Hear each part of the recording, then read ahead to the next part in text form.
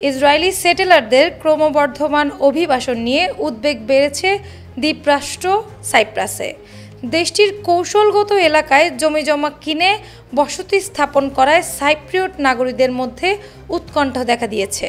সাইপ্রাসের দ্বিতীয় বৃহত্তম দল আকেলের সাম্প্রতিক এক কংগ্রেসে মহাসচিব স্টেফানো বলেছেন, গুরুত্বপূর্ণ অবকাঠামো এবং সংবেদনশীল এলাকার কাছাকাছি ইসরায়েলিদের জমি কেনা একটি গুরুতর জাতীয় হুমকি। স্টেফানো ইসরায়েলি সেটেলারদের কাছে সম্পত্তি বিক্রির কারণে সাইপ্রাসে ঘেঁটো তৈরি হওয়ার বিষয়ে সতর্ক করেছেন।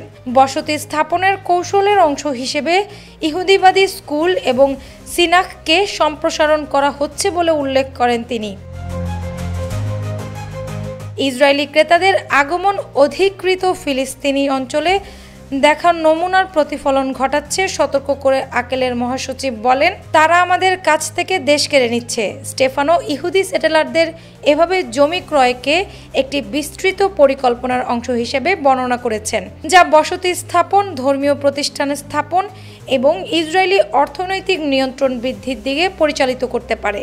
তিনি এই সমস্যা সমাধানের ব্যর্থতার জন্য সাইপ্রিয়ট সরকারের আরও সমালোচনা করেন এবং দেশে বিদেশে রিয়েল এস্টেট লেনদেনের ওপর কঠোর নিয়ন্ত্রণ আরোপের আহ্বান জানান। একইভাবে সাইপ্রিয়ট বিশ্লেষকেরা সতর্ক করেছেন, ইসরায়েলিদের অব্যাহত ভূসম্পত্তি ক্রয় ভবিষ্যতে সাইপ্রাসের সার্বভৌমত্বের জন্য হুমকি স্বরূপ হতে পারে এবং অর্থনৈতিক বিপর্যয়ের দিকে নিয়ে যেতে পারে। এদিকে সাইপ্রাসে নিযুক্ত ইসরায়েলি রাষ্ট্রদূত ওরেন আনোলিক সাইপ্রাসের জনসাধারণের আলোচনায় ইহুদি বিদ্বেষী বক্তব্য ব্যাপকভাবে বাড়ায় নিন্দা করেছেন। জবাবে স্টেফানো তার দলের অবস্থানের পক্ষে জোর দিয়ে বলেন, ইসরায়েলি নীতির সমালোচনা ইহুদি বিদ্বেষ নয়। সরকারি পরিসংখ্যানে ধারণা করা হয় প্রায় ২৫০০ ইসরায়েলি সাইপ্রাসে স্থায়ীভাবে বসবাস করে।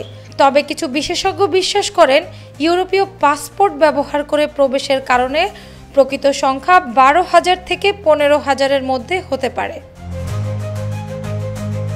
অ্যানি আক্তার, বাংলা বাজার পত্রিকা।